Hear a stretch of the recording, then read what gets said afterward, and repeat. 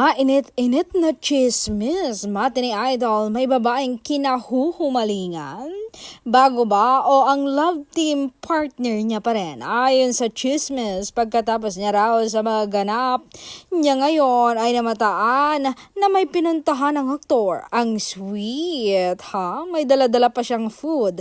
Alam niyo ba kung sino ang dadalawin at bibigyan niya ng food? Walang iba, ang tanggap ng pamilya ng 6-footer na si Belinda Mariano. Napasabi nga ang mga marites ng Sana All. Humihiling sila ng photocopy ni Donnie Pangilinan.